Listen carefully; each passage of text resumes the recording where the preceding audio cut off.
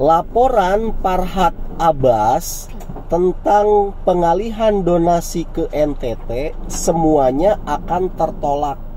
Kenapa bisa begitu? Kita akan membahasnya di kesempatan konten kita kali ini. Kita akan tinjau, kita akan kuliti secara hukum, oke? Namun sebelumnya, kembali kita akan membahas tentang kebakaran Los Angeles. Menurut kalian kebakaran Los Angeles itu bencana alam atau azab dari Tuhan? Pasti ada dua pendapat kan di antara kalian. Ada yang meyakini ini azab dari Tuhan, ada yang meyakini ini adalah bencana alam biasa saja. Yang meyakini ini bencana alam, saya tidak akan membahasnya. Udah, biarkan saja. Tapi yang akan saya soroti adalah mereka yang meyakini bahwasanya ini adalah azab dari Tuhan. Kenapa mereka punya keyakinan ini azab dari Tuhan? Karena tidak logis kalau itu dikatakan sebagai bencana alam. Ada banyak kejanggalan-kejanggalan begitu loh.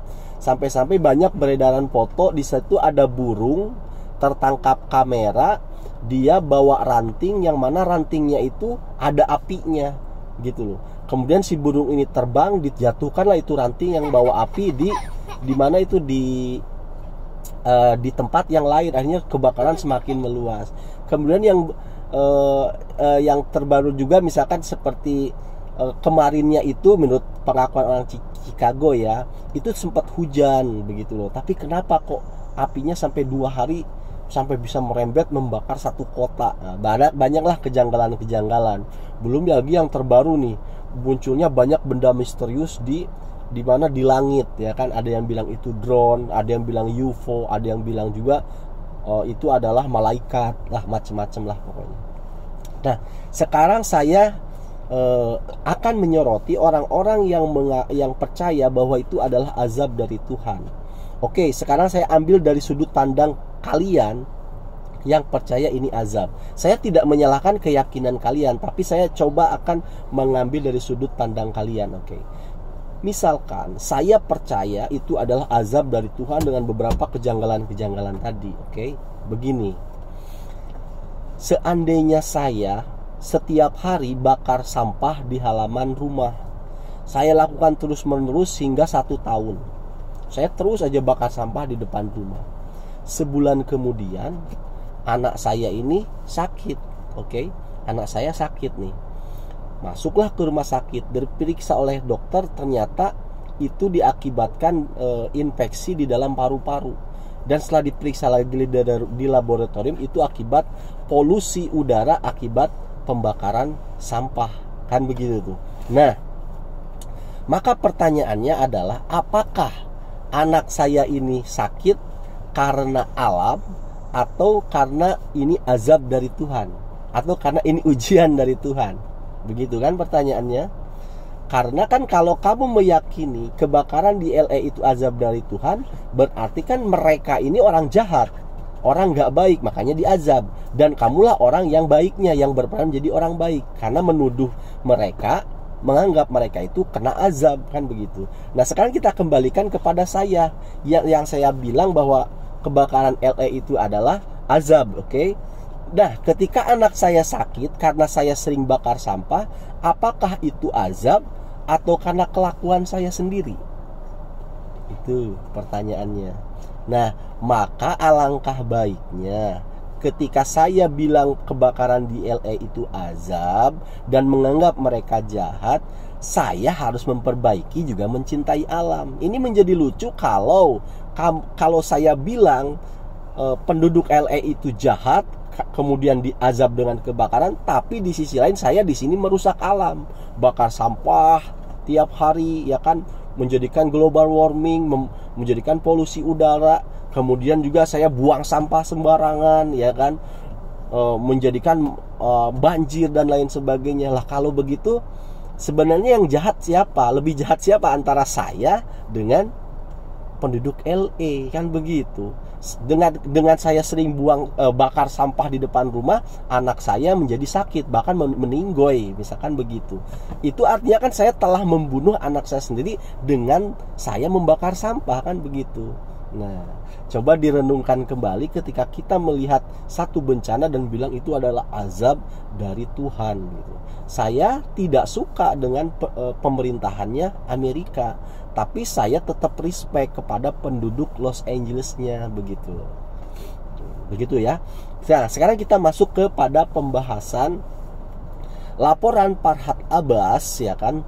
Laporan Farhad Abbas terhadap pemindahan donasi dengan menggunakan pasal penggelapan itu akan tertolak. Logika hukumnya bagaimana? Kenapa ini bisa tertolak? Logika hukumnya begini. Saya ambil satu analogi ya. Misalkan ya, kamu punya sepeda motor dipinjam oleh teman kamu. Ngomong awalnya sih pinjem, tapi lalu kemudian sama temen kamu itu dijual itu motor, ya kan? Maka kamu laporanlah ke polisi, buat laporan bahwasanya motor kamu dijual oleh teman kamu yang di awal itu akadnya adalah pinjam. Itu penggelapan. Kenapa polisi menerima laporan kamu? Karena kamu punya dasar hukum. Dasar hukumnya itu apa? Bendanya yang digelapkan itu apa? Motor. Maka motor itu bisa kamu buktikan itu milik siapa? Milik siapa? Karena harus ditentukan dulu ini motor milik siapa, supaya kita bisa menentukan, polisi bisa menentukan penggelapannya di mana. Kalau motornya ini sifatnya tidak jelas, ini milik temenmu apa milik kamu, di situ tidak akan terjadi yang namanya tuduhan penggelapan. Kenapa tuduhan penggelapan itu ada? Karena ada status kepemilikan motor. Dan kepemilikan motor itu jelas milik kamu. Karena kamu mungkin punya BPKB-nya, punya STNK-nya, kan begitu, atas nama kamu. Di awal akadnya pinjam, di kemudian hari malah dijual sama temenmu, maka masuklah pasal penggelapan motor. Kenapa bisa muncul tuduhan penggelapan motor? Karena status motornya milik kamu. Paham ya? Oke. Wah, motor mah nggak apple to apple bang, ini kan donasi nih, uang aja deh bang. Oke, sekarang kita uang. Oke, kamu punya uang, ya kan, punya uang nih kamu. Akad di awal si temen kamu minjem 1 juta, tapi nggak dibalik-balikin, ya kan, minjem lah gini ya, 1 juta pinjem. Akadnya sama temen kamu ya, akad aku pinjem duit ya 1 juta. Kemudian akadnya untuk misalkan pengobatan ibunya yang sakit, tetapi kamu malah pakai, si temanmu itu bukannya untuk ngobatin orang sakit, malah main judol, malah main slot begitu loh. Nah, ketika kamu melaporkan uang yang dipinjam ini, oke, uang dipinjam ini, tapi di sini jelas ya, pinjaman itu ada suratnya nih, ada surat perjanjiannya bahwa kamu sama teman kamu tuh pinjam duit, ada suratnya begitu loh. Tapi bukannya buat ngobatin ibunya, tapi untuk judol. Maka bagaimana ini bisa jadi penggelapan? Menggunakan dasar apa? Nah, ini dasarnya yaitu tadi ada suratnya.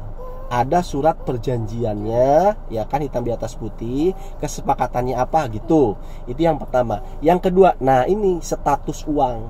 Kalau tadi motor kan ada status kepemilikannya dengan BPKB dan sebagainya, tapi uang kan nggak ada. Ini uang kan masih ambigu, ini milik dia atau milik saya. Maka kalau untuk uang ini kita menggunakan logika hukum, kesepakatan bersama begitu loh. Ketika kamu megang uang, ya kan, megang uang nih, maka tanpa ada surat sah hak itu hak milik uang kamu, ya kan, tetapi hukum di sekitar nih, hukum umumnya, hukum adat di sekitar itu menyatakan milik kamu. Paham ya? Jadi misalkan kamu lagi megang uang, tiba-tiba ada orang ngejambret kamu, otomatis yang ngejambret ini yang kena kan. Padahal ini uang kan statusnya tidak ada hak kepemilikan siapa kan, tetapi ini udah menjadi hukum masyarakat, hukum kesepakatan bersama bahwasanya ini uang kalau ada di tangan saya ya milik saya. Paham ya? Begitu. Maka bisalah dilaporkan penggelapan dengan 2 syarat itu tadi, hukum bersama, yang kedua ada surat perjanjian ini, gitu loh ya. Nah, sekarang kita kembalikan kepada donasi. Nah, di donasi ini satu ya, kita kalau pakai analogi uang, ya kan sama-sama uang. Tidak ada kesepakatan hitam di atas putih antara donasi dengan si Agus. Lemah, dasar hukumnya mau dari mana? Ya kan, itu udah nggak kena. Yang kedua, ya kan, tadi hukum bersama, kalau uang itu yang megang si Agus, itulah milik Agus. Masalahnya ini uang yang megang siapa? Yayasan. Ya, yang megang yayasan, begitu loh. Sedangkan yang dipegang Agus itu yang haba berapa itu? Yang 300 juta itu nggak mungkin mau diusut-usut, ya udah dipakai aja sama si Agus kan. Tapi yang di yayasan ini kan nggak dipegang Agus. Maka dasar hukum yang kedua pun hilang. Gimana mau ada penjambretan, misalkan nih, ada laporan penjambretan, kan harus ditahu dasar hukumnya apa, adanya penjambretan itu apa. Karena saya megang uang, dijambret orang. Lah, kalau uang itu yang megang itu si penjambret, saya nggak megang uang, terus saya bilang tuduhan, saya dijambret oleh si B gitu, itu uang saya, karena saya habis gajian tadi. Sehabis gajian dia ngomong, coba pinjem dulu sebentar, aku pegang mau periksa palsu apa enggak nih, duit dipegang. Lalu kemudian kamu bilang ini tuduhan penjambretan. Masuk akal nggak? Nggak masuk akal. Mau bagaimanapun juga hukum ya harus didasari dengan logika hukum yang masuk akal. Coba bagaimana terjadinya tuduhan penjambretan ataupun status penjambretan kalau uangnya bukan saya yang pegang, tapi si penjambret yang pegang sejak awal. Gimana? Masuk akal nggak sih? Ya kan? Nah, begitu pun juga donasi. Ini donasi, duitnya nggak dipegang Agus, dipegang yayasan. Dasar hukumnya tidak ada surat hitam di atas putih kesepakatan antara si donatur dengan si Agus. Kok bilang penggelapan? Bagaimana menentukan penggelapannya? Dari mana logika hukumnya tuh mempunyai berdasar dari apa? Kan bingung begitu loh. Makanya menurut saya kalau polisi sampai nerima laporannya Farhad Abbas tentang penggelapan dana, ini polisi kelewatan bodoh. Beneran bodoh banget kalau menurut saya. Coba aja lah, gak usah ahli hukum, kamu aja saya ajak berpikir, itu masuk akal apa enggak kan gitu. Asli gak masuk akal loh. Bayangkan.